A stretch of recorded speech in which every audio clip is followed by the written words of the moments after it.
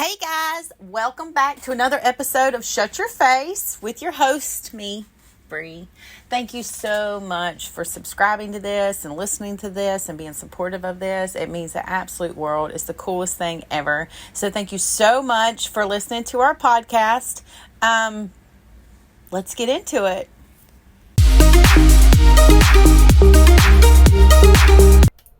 You are Jody. I am. And you are the better half of JW Hat Company. Yes. Jody Brooks, Custom Hats. Yes. Thank you so much for being on my podcast. I'm Brianna. Thanks for the invitation. Yeah, absolutely. So, really quick, just how did this start for you guys? Like, how long have you been making hats? What made you just wake up one day and go, we're going to do cowboy hats? Okay, so that's really easy for me to answer. I'm fairly, well, I've been doing it now close to 20 years, but J-Dub's been doing it for 30-something years. Wow. He started right out of high school, went to high school in Durango, Colorado, started making hats.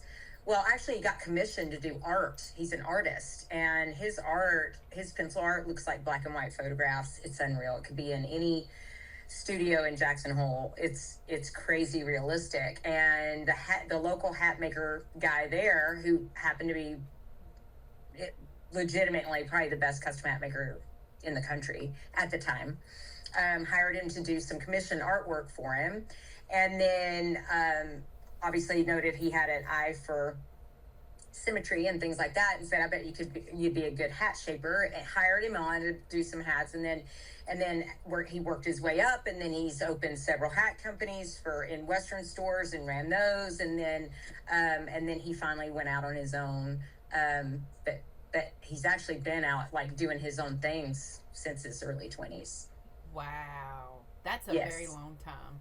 It's a long time. And it's not a lot of people that make them in the level that you guys make them. You know, you guys are up there with like Resistol and some of the really big brands. Right. Yes. And that's true. In fact, it was really cool thing for us to Western Horseman runs a big contest every year and called the Best of. Yeah. Like 2024, 2025. Yeah. And they have several categories. And last year, the first year he was put in the artist category, won that.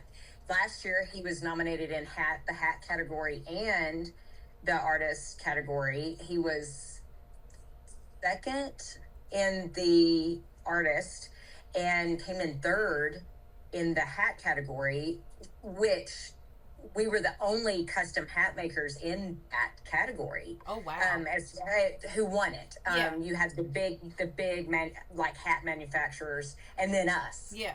Coming in third. So we were really, really proud of that. You know, to be recognized now as like a national, not just custom hat, but now we're doing a lot of retail stuff. Right. Yeah. Now, no, it's not. Yeah, not like one or the other's worse or better or whatever, or small or big. It's just like, that's really cool thing, because you are still really, like you're still really, down on the level of me and you, people like even me, like I don't even wear hats anymore, so like to know that you are that big and you're not just some little small town, company, that's really cool. Now, did you both grow up on horses and around horses like your entire life, or?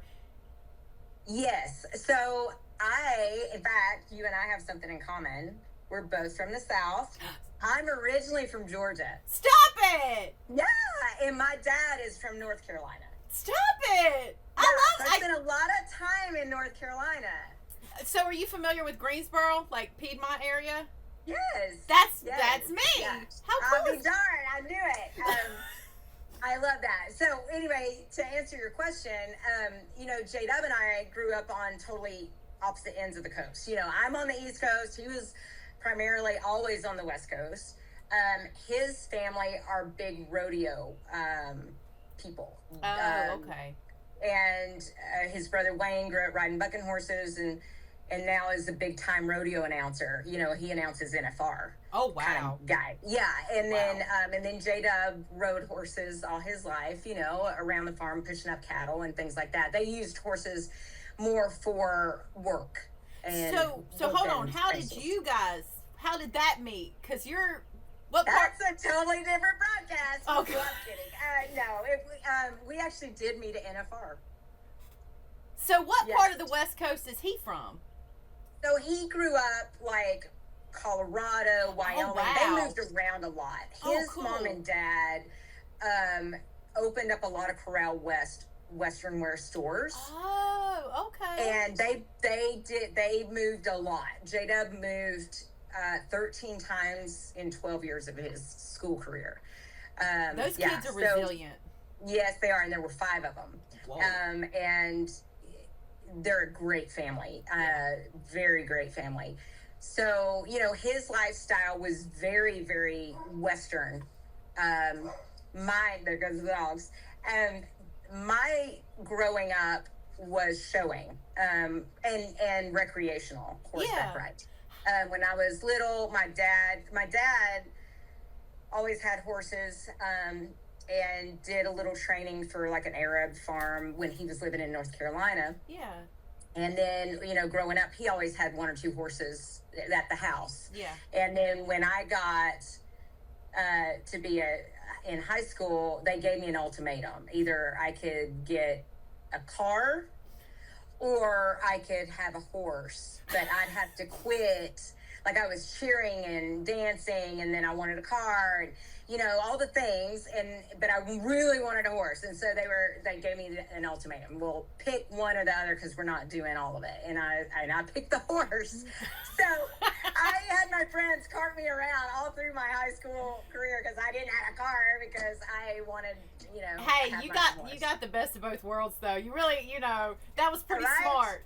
Right. So, and then, you know, growing up, we did I did the little Tots to Ride classes in my local high school, you know, horse show, the big week-long thing they have every year around the 4th. And then that really, I just love showing. And so it was really funny when we got together at the time, to circle back to your original question, how we met, is I was doing drill team and was co-managing a drill team in Georgia, and we were doing a lot of rodeos and was hired by a rodeo company, and they hired me and another gal to go out to NFR and work their booth the week prior to NFR, and that's when all the contracts are made before the big rodeo starts. So knowing I met Wayne, J-Dub's brother, because he was announcing a lot of the rodeos that we were doing, and so I already knew Wayne, and then Wayne introduced us one night at a big, you know, casino, and it, you know, whatever happens in Vegas doesn't always stay in Vegas. She brought Vegas home. I did, and then said, I'm never leaving Georgia, and I think I left 3 months later. Well, now you just made me think about something. Now, what part of Georgia were you from or lived or whatever? You ever heard of Dalton, Georgia? Yeah. Well, I lived in Georgia for a small period of time. Okay. Yeah, I did a lot of work with people in Georgia. I know in the real estate industry. I loved Georgia. I didn't want to come back home, but I had to, so. Yeah, I get that. I love Georgia too. Before I was a hat maker's wife and running this business, I was a paralegal for 15 years. That's a good thing, though. Yeah, and I tell people this all the time. I'm so grateful that I had the education that I got. Yeah. I went to the University of Georgia and majored in political science, and then I also got an associate's degree in paralegal studies, and then worked in Atlanta for a short period of time. That I did not like the traffic, you know, loved the job, just didn't like the traffic, and then worked at a big law firm in North Georgia, and then met J-Dub, and then the rest is history. Yeah. So now I do hats. That's awesome, because you know what? I'm glad somebody else understands Atlanta traffic, because if you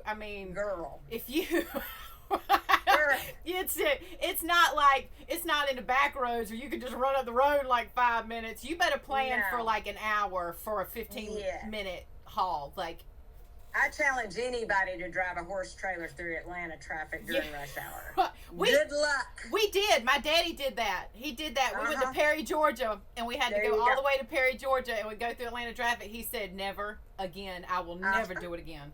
Oh, I did it many, many, many times. I feel like I can drive anywhere in the world now because of that. I praise you. Yeah. Now, I wanted to kind of talk about one other thing that you said. So you came from a showing background. I did. Pleasure all around, I'm assuming. And then rodeo world, those are two different, like, I've had a lot of people say it's almost a culture shock. The horses are different. The way things are ran are different. Even the attire. So you guys now, though, J.W. Brooks is everywhere. Like you do reining. Are you there? Okay. Yeah, sorry. I told you my phone was going to ring. Sorry about that. No, sorry. But you guys are everywhere. You're in reining. You're in pleasure. You're in the rodeo. You're everywhere. Was that something that was kind of hard for you to dive into as a company, or did it just come easy to kind of go into all disciplines? Well, when J-Dub and I first got together, I had probably 3 years of rodeo and performing in rodeo situations. So, I understood rodeo. I knew the dialect and the lingo and the sport, even though I didn't participate in but I've run barrels and I've done all that. But I loved it. I love rodeo people. I love everything about it. It was just almost like and at the time too, I was showing cow horses. So I was doing rein cow horses too. So I was doing both. When I met J-Dub was primarily really only taking care of rodeo people. That's his background. And he was already making hats and had a big following in Arizona and Colorado and those western states in the rodeo side of things. I think it was just kind of a match made in heaven, in my opinion, because he didn't have a lot of experience with the show people at all. In fact, he was a little, I don't want to say intimidated, but he didn't know much about it. He had no in with that side of things, whereas I did. And when he kind of started back, doing the hats with me involved, I was like, hey, there's this whole other side of the industry that you're not tapping into. Like, we need to tap into these people, let's not leave them out, because J-Dub's hats are amazing. And I was like, my people, would really appreciate a good hat too.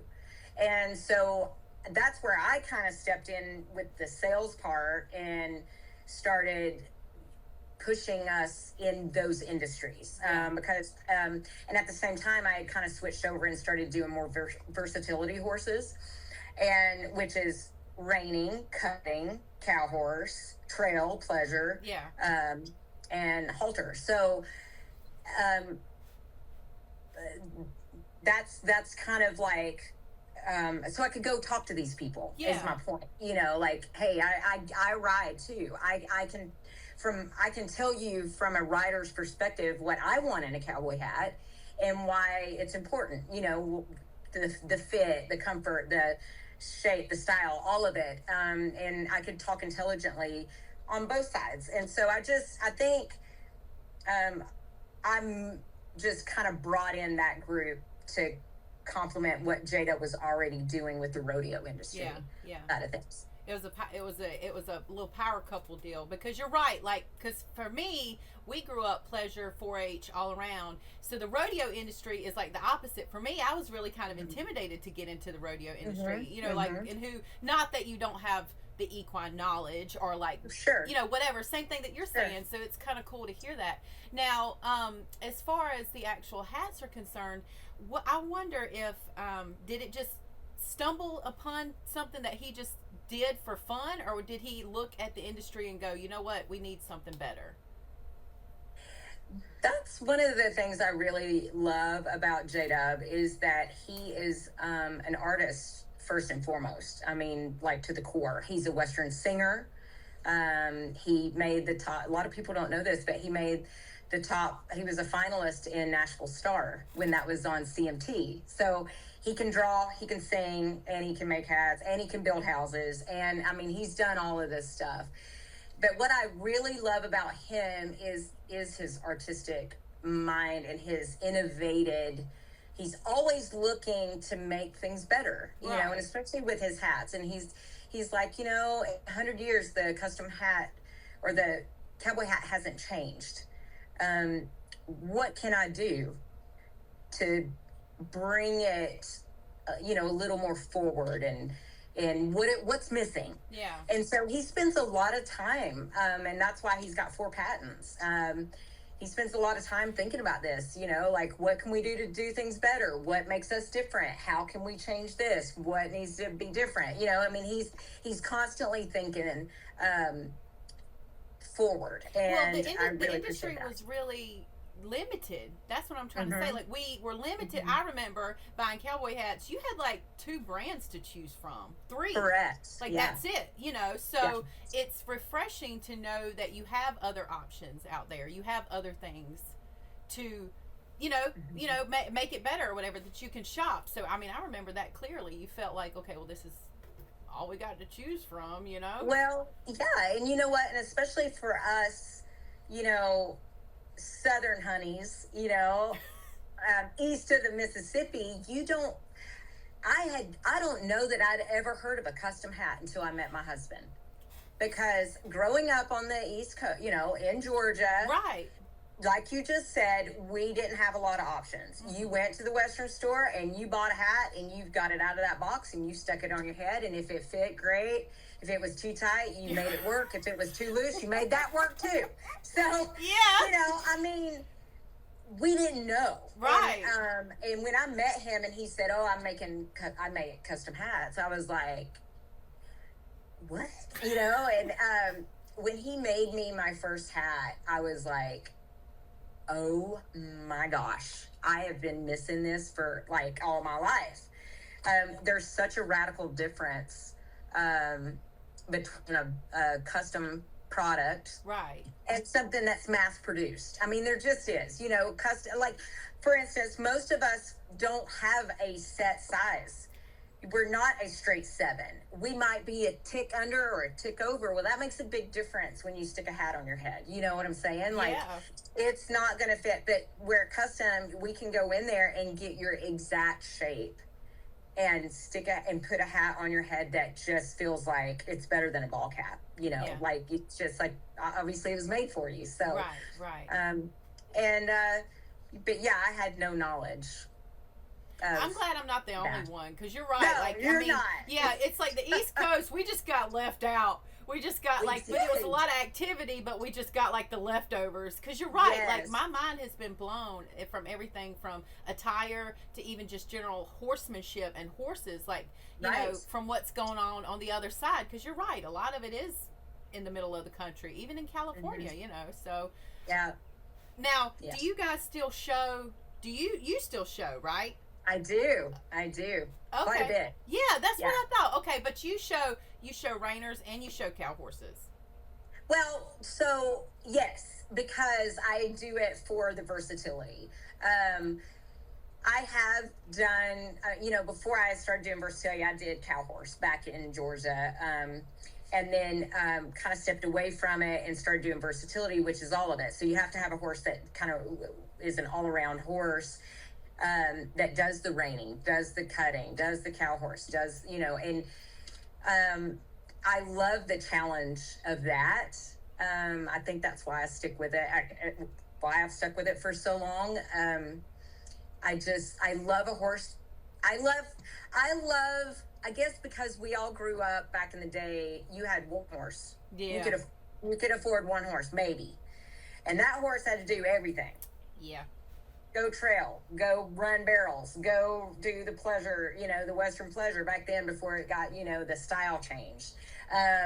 You know, you had one horse and you did everything on that horse. You roped on it. You did, you know, if you wanted to take a Sunday and go trail ride, that's what you took, you know. So I think the nostalgia of it brings is why I keep doing it, because I just love that. I love having a versatile horse. I don't know what I would do with one that was so specific, that I couldn't, because I like to do different things. That's who I am as a person. I like to go do something else, and I want to be able to go out there and pull a horse up and be able to go, I may not do it great, but at least I could do it, Well, it's like, those reined cow horses are pretty badass. You have to do every one of them. Like, if you think about it, you're like, okay, we've got set cutters over here, set reiners over here, and they spend a lot of time specializing. And here you got the reined cow horse that does all of it, and you're like, whoa.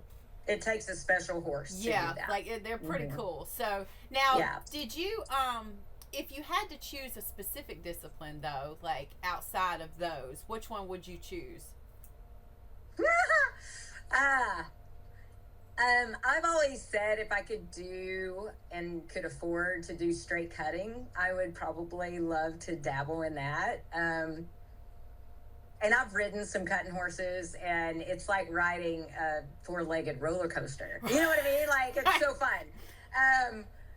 Just turning loose of the, throwing the reins down and that horse just knowing his job and just doing it. I think that's so badass. But that being said, I love the beauty of reining and how pretty and those horses are so beautiful. And they're built to do it, and they are the prettiest horses you've ever seen.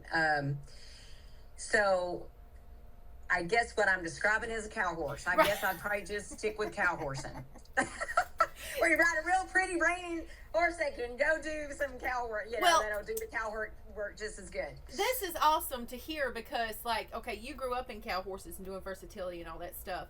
You're probably the best person to sit there and ask about how much it's changed. Do you think that Yellowstone had an effect on the industry and the people that come in it and the pricing and stuff, because you were there before it came, while it's there, and now you're still there, because I've had a lot of people like, it absolutely did, yes, 100%, and then some people are like, no, I don't think it did. What do you think? Oh, I think it did. I definitely think it did. I can tell you from our industry, being hat makers, that all of a sudden there's been this massive flood of hat makers now. And where everybody thinks they're a hat maker. And so that definitely changed. I do think it got a lot more people looking at our sport, and looking at the cow horse and looking at the reiners and looking at the cutters. I think it definitely had a cause and effect on our industry, for sure. I do. Well, I personally. Anything, with more money, more problems, like you said, all of a sudden you had hat makers show up, just like all of a sudden you've had horse trainers show up, it's like, that's a whole nother conversation, horse trainers aren't necessarily licensed per se, like cow horse trainers, like all around horse trainers, it's anybody could sit there and put a sign out and go, you know what, I've been doing this for so long, give me your horse and let's do lessons. And the next thing you know, you got a hospital bill. But that's you're right though, that's with any industry. Yes, I definitely think it had an effect. And I think there for a while people have been waiting on the foot to drop or ball to drop, or whatever the saying is, on that, like the price of horses and the price of things. But it's still strong. And I'm glad to see it. Obviously it's good for our industry. It's good for America, and it's good for our way of life, I think.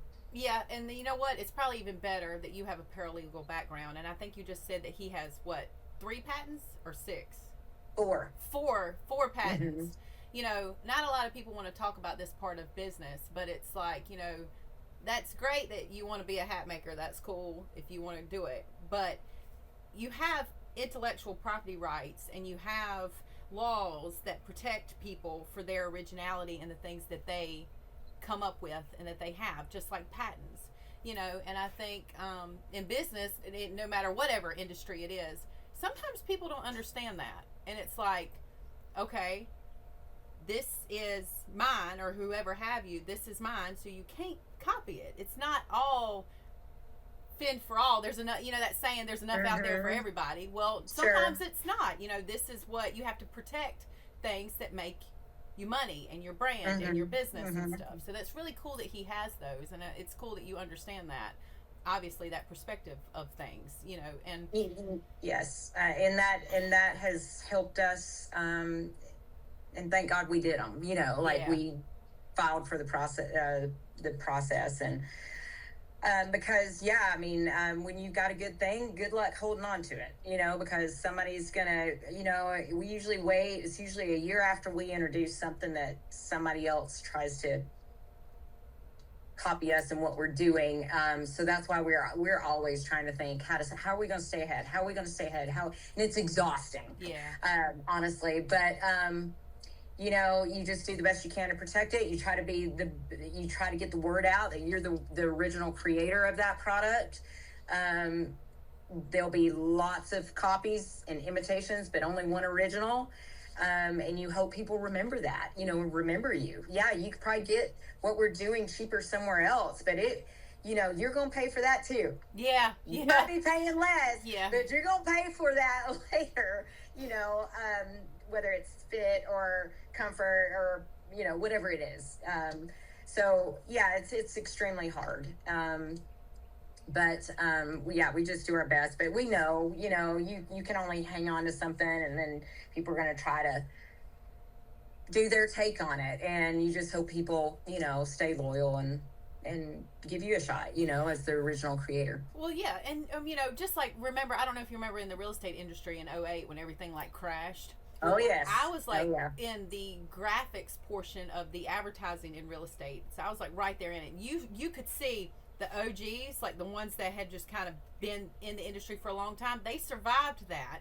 And then you also have the newbies who come in, they saw everybody making money, you know, they come in, and the next thing you know, after the crash, it just kind of died out. And, you know, I feel like that's probably going to happen with the Western industry. You're going to have the ones that were there before the hype, and then you're going to have the ones that come along on the upstream that'll either make it or not make it because of just things like that. You know, I mean, that's just... Absolutely. Absolutely. Well, and you know, the thing that for me, and if I'm speaking candidly about it, it worries me. It worries J-Dub, because we are very honest with people. We try to have integrity and you know, do the right thing. Yeah. And so, but there's no regulation on the hat industry as far as saying, like, for instance, the X factor. So the X's in your hat, everybody gets hung up on the X. You know, how many X's is it? Well, just because a hat maker says your hat is 100X, there's no law or no regulation that governs that. So he can tell you that, but it might only be a 20X or a 10X. You see what I'm saying? Well, can't that be false advertising, though? I think so. And I wouldn't, you know, that's the problem, is there are hat makers out there that are claiming their hats are 100X hats that are nowhere near a 100X hat. But you're paying a 100X hat price. And that's so sad to me and J-Dub, because I'm telling you right now, we guarantee it. What we're telling you is what that hat is. You're right. So if you order a 100X hat, that's going to have 100% beaver fur in it. But there's no legislation, no laws that govern what actually the fur content needs to be to go in a 100X or even a 50X. You may be thinking you're buying a 50X and it might be a 10X. Right. But you paid 50X price. Now, I'm not talking about manufacturer. I'm talking about just custom hat makers. Right. So that's bothersome to me. We would never do the people of this industry like that. Like we just, this industry has been so good to us and so kind and in so many ways, that we just feel that they deserve better than that. You know, and unfortunately there's no way around. I mean, you know, people are going to try hat makers and think they're, you know, they trust their hat maker. I don't know. No, unless that hat maker can guarantee their hats are 100X, I mean, they can say it and they can get by with that. But that's just something we're not comfortable doing. Yeah. No, I agree 110%. I mean, I was raised, and my daddy worked for himself. My grandpa worked for himself. You know, integrity, being honest, is a really big thing. Like, it's a big thing. Like, you're not going to make it very far in life if you can't be honest. Because it's going to come back and bite you at some point in time if you're not. Yeah. You know, and it's a good thing that bothers you guys because it shows your character, you know. And but what do you do? It's frustrating, what do you do? It's like, what do you do? Yeah. You just hope that your name is good enough to carry some weight behind it. And you know, there's just a lot. I mean, we love to educate people so that they are knowledgeable when they do go hat shopping. Even at NFR at our booth, you don't have to buy a hat from us. We're not going to hard sell you on a hat. You know, what we do tell people is we know our hats are expensive. We know what hat companies are in this building. We encourage you to look at our hats. Let us tell you about it. Let us talk to you about the fur and why this and why that. And then we release them like, hey, go check out other hat companies. We are totally fine with that. We just want you to know what to look for. And, you know, we don't care one way or the other. We just want you to know. Right. You know, if you're, you know, a 50X hat body from so-and-so, yep, that's going to be okay. You're going to be okay doing that. Or, you know, hey, you know, like we go try other hats on, see, you know, what you think of them. And then if you know, we'd love to see you again at the end of the day. I mean, we're good about that because we honestly care about people. We're not, you're not just money to us. You're a person to us. You're part of this industry. Let's support each other. Let's keep each other strong, educate, and then let's build it to be the best it could be. Yeah. Well, that's all you can do. Now, I did want to talk about like the different types of hats. Because I was mind blown too that I didn't realize you had different names and shapes for like the top of it, the other side of it, like you can get it bigger and smaller. I had no idea, and I grew up around horses my whole life. We just had a regular old straw hat and one little black felt hat, you know, like. That's right. But yeah, I grew up like that too. But I didn't know that you could literally get it custom like customized. Yeah. And you guys do that from start to finish. Yes, and that's what's really fun, and what we really enjoy working with people because everybody's different. Yeah. And I love it. We both love it when somebody comes in and they want some, you know, a shape that's different or a bigger brim or a shorter brim. I mean, it just kind of tells you who they are as people. Really? And, yeah. I love that. I love getting to know that about our customers because, you know, shape is just preference. You know, it's what you like. You know, you don't have to be like everybody else. What do you like? What do you like to see on yourself? What do you show in? And you know, if they're showing, then I try to help them get the right shape for what they're showing in. But people that just want a cool hat that reflects who they are as a person, we're all about it. Yeah, we're all about What's that. the ones with the round? It's like a round center. So that might be a Nevada flat. It's like flat on top with like a circle kind of built into it with a straight brim. Yeah. Those, we call those a Nevada flat. See, that's so cool. And it's kind of like representative of that area. You know, you'll see a lot of cowboys and cowgirls up in Nevada that wear that look. I mean, that is where, that's, a cowboy hat will tell you so much about somebody. what sport they're riding, what area they're from, if they're a corporate guy or a cowboy, like a working cowboy. I mean, it's really fun. It's a really fun game, actually, when you're out and about, like sitting at the airport watching Cowboy Hats, especially if you're in Dallas Fort Worth, and be like, oh, that's an executive, I bet he's a lawyer. And then you'll see another hat. Oh, that's a working cowboy. He's coming in, whatever. And, or they're from up in Wyoming. You can tell by the shape of their hat. I mean, it's kind of a fun, because a hat can tell you a lot about somebody. We should do a running bet on see how many people you get right. Like random people, right? It's just be like, tell us about this person and see if you can figure it out. Just show them their hat.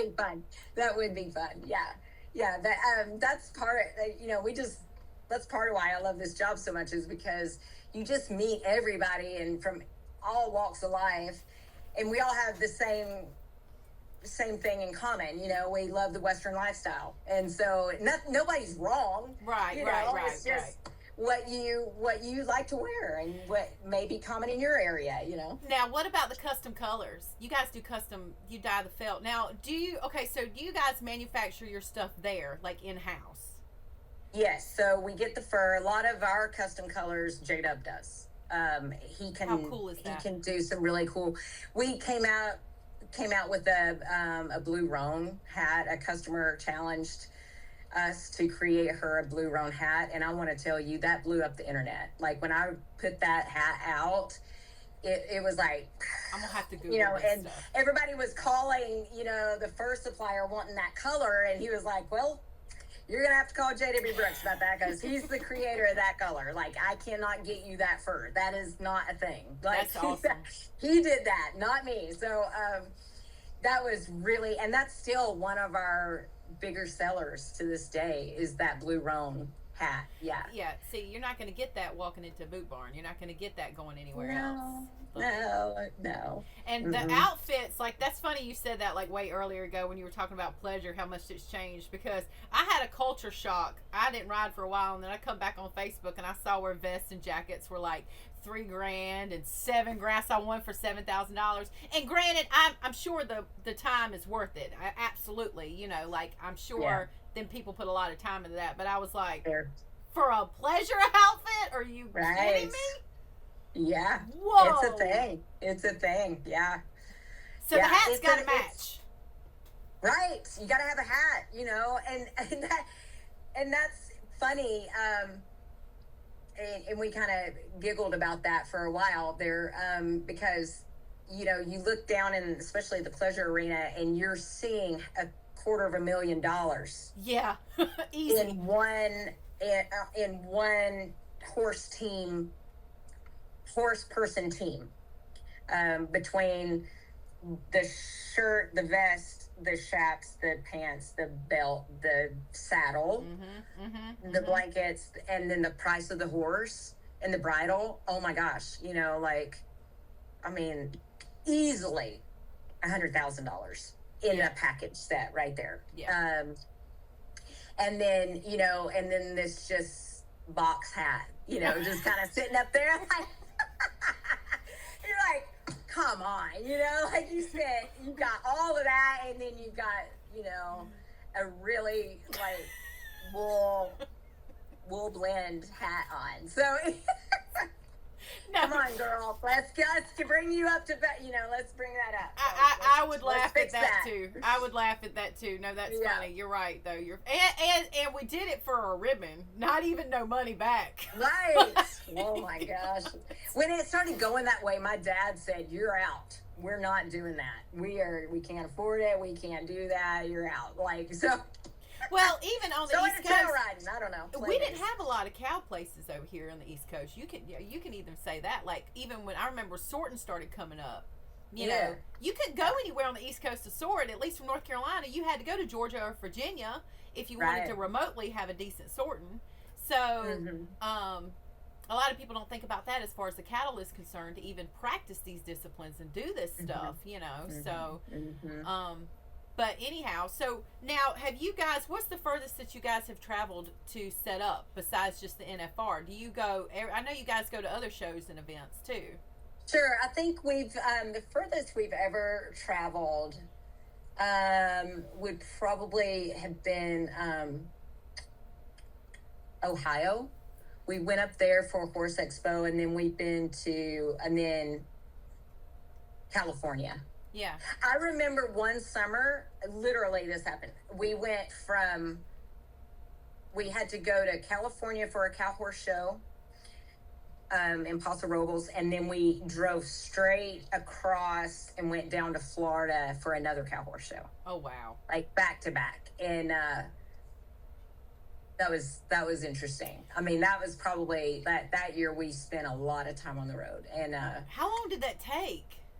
Forever. Jesus Christ. That's a couple days. Oh my gosh. I remember it took forever. And then what's really funny is we were driving to the Florida Cow Horse Show, and the guy running that show was like, hey, why don't you jump on my horse and show while you're here? And I was like, oh, cool. And I was so stoked about that because I'd been watching, cow horses all, that whole week before, and I was really fired up. And I was like, yeah, I want to do that.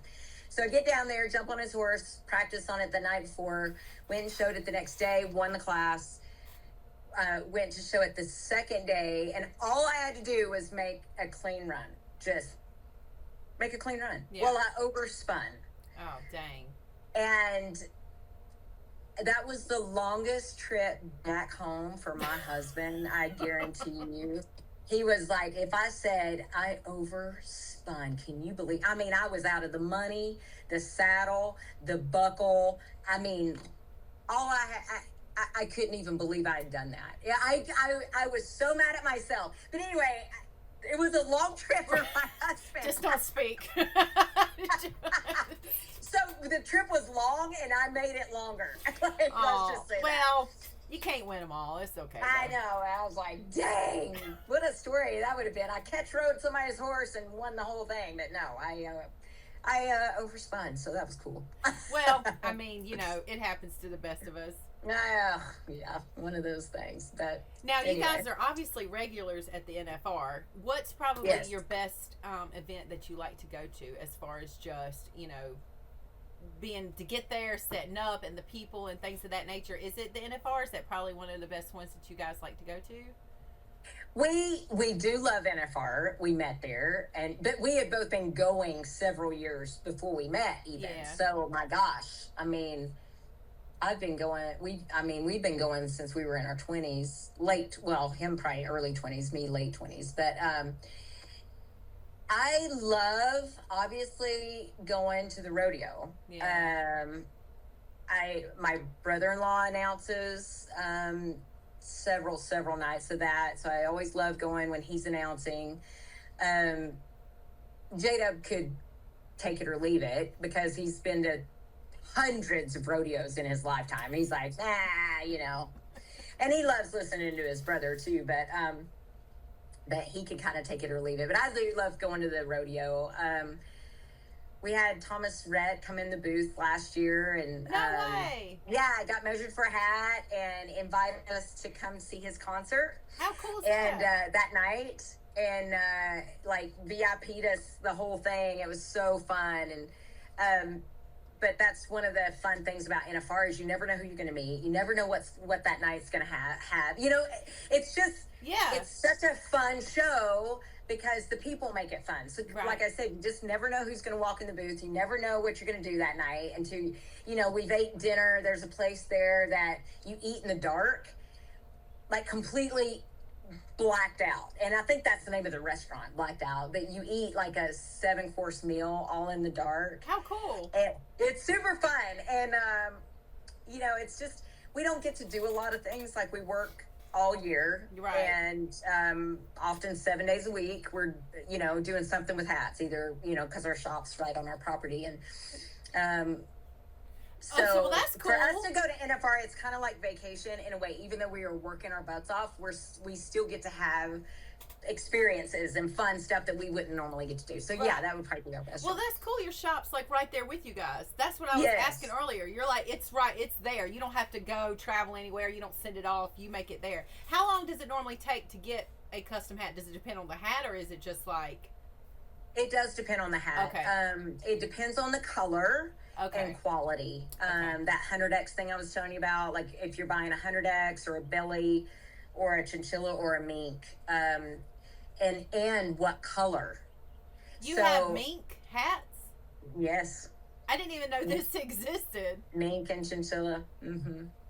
Mm-hmm. Those are blended. Those will have some beaver fur in them and mink and obviously chinchilla in them. But yeah, they're top tier.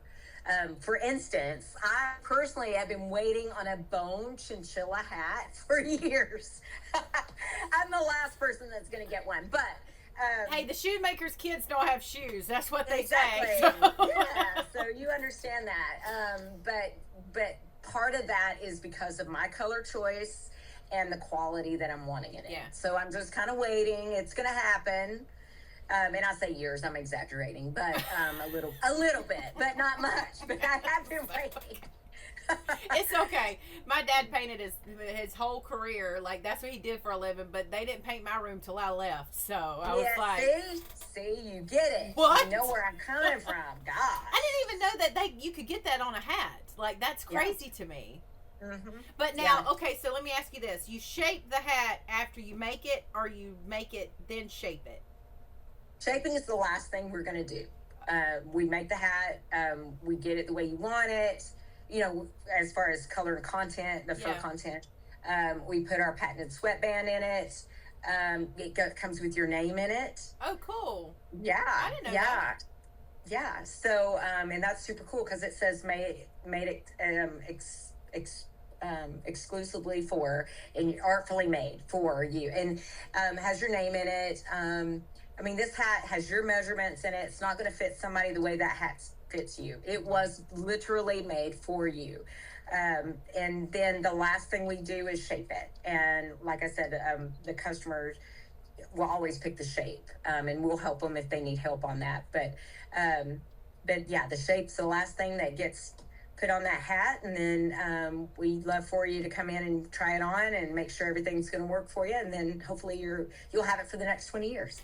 Right. Well, it's probably a better thing to buy in person than it is. I mean, I'm sure you guys probably do online sales, but it's one of those things where it's like, you know, you really want to prefer to be face to face with the customer. Sure, it's better if we can see you and J-Dub can personally measure you and stuff. But we do have a way to measure people in Australia. You know, we'll send you, or somebody in Canada or somebody in California. We can send you a self-measuring kit. You can watch the video on how to measure yourself. And then we've had a lot of luck with that, actually. We've kind of simplified it down and to where people can actually get a hat made without coming in. Yeah. And of course, and you know, if they get it and it's not exactly what they want or it needs tweaked one way or the other, we obviously tweak that, because I mean, we've got 100% guarantee on our hats. You love it, or we'll make you another one, or we'll give you your money back. There's just we don't mess around with that. Right. You know, we really want you to love it. Yeah. So we'll do whatever it takes to get you there. Yeah, well, that's awesome. You guys tap into online sales and make that a convenience, because you know it's hard. Some people don't want to get up and go to the NFR or even go to shows or whatever. They just want a nice hat to have. So you know, that's really cool, because if you're not willing to tap into online sales in some form or fashion, you're missing out. Like as any business. Yeah. And the cool thing is now is we are going into more retail locations. Cool. So you can even order a hat from like National Roper Supply there in Decatur, Texas. We've got Double R Hat House. We've got we've got retail stores popping up, you know, all over the country now that are starting to carry our hats. So you don't just have to come to us anymore. I mean, what you're getting is a shelf hat, but we still, I mean, it's still personally made by us. Jada puts his hands on every hat that leaves our shop, and it's more semi-custom than say a Resistol or an American, but you just don't have that wait time, right? Because you know, it may, I mean, I guess we've gotten our wait time for customs down quite a bit, but I mean, up till 6 months ago, it was still a year to get one of ours, a custom hat from us. Mm-hmm. But we've dramatically lowered that wait time now because we've got more fur available to us, and it doesn't quite. But it's still going to depend on your color and quality. Yeah. Well, I mean, anything custom's going to take amount of time, Yeah, but a black 100X, man, we got you. That goes out pretty quick. Yeah. Black goes with everything, so.